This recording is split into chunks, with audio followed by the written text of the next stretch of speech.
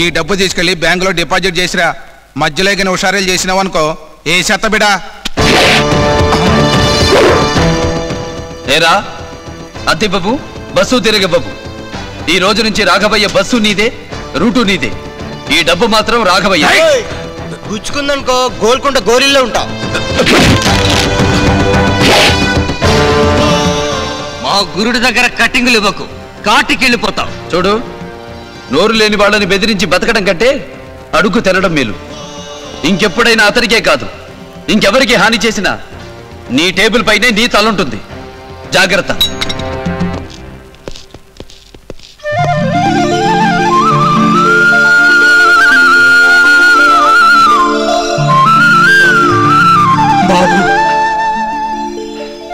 మీకు అభ్యంతరం లేకపోతే మీ రెండో బస్సును రూటుతో సహా నేను తీసుకుంటాను. నెలకి మీరు అడిగినంత రెంట్ ఇస్తాను. బస్సు మీరే తీసుకుంటానంటే నాకంతకంటే ఆనందమే ఉంది బాబు. అద్దె కూడా వద్దు. ₹1 ఎక్కువ ఇవ్వడు, ₹1 తక్కువ ఇవ్వడు. మార్కెట్ రేటే ఇస్తారు.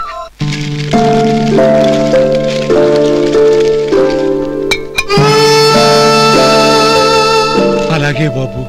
నమస్కారం బాబు. మీ అమ్మాయి పెళ్లి ఘనంగా జరిపించండి. నీ మేలు ఈ జన్మలో మర్చిపోలేను బాబు.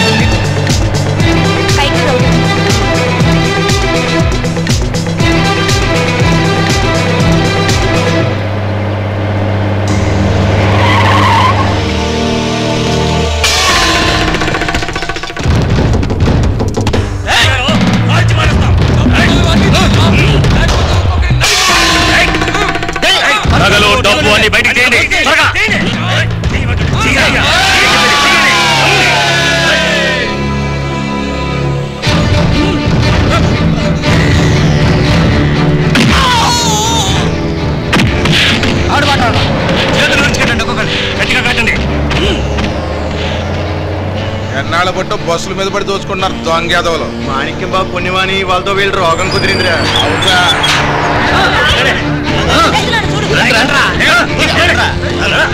వెళ్ళే సార్, బస్సు దోపిడీ ముఠ. Congrats sir. ప్రజలే పోలీసులు అయితే దొంగలే కాదు, గూండాలు ఉండరు, మర్డర్లు ఉండవు. దొంగలు పడ్డ 6 నెలల కుక్కల మురుగైన సామెత ఉండదు. Thank you sir. Thank you sir. పదండి.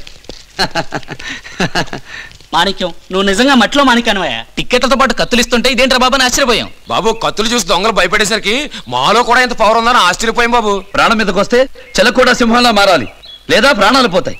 కోడి పిల్లల్ని గద్ద తన్నుకుపోతుంటే దాన్ని చంపడానికి కోడి పెట్టే పక్షిలా పైకి ఎగురుతుంది. అలాంటిది మనం మాత్రం రౌడీలని, గూండాలని, సాటి మనిషికి భయపడుతున్నాం. చివరికి కుక్కల వెంటపడ్డా పరిగెత్తడం నేర్చుకున్నాం. కాకులు కూడా తోటి కాకి చేస్తే గుంపులుగా చేరి బాధపడతాయి. కానీ మనిషి మాత్రం సాటి మనిషికి అన్యాయం జరుగుతుంటే పిరికితనంతో పారిపోతున్నాడు. గడ్డి పరగలన్నీ కలిసి ఏనుగురు బంధిస్తాయన్న సంగతి మర్చిపోతున్నారు.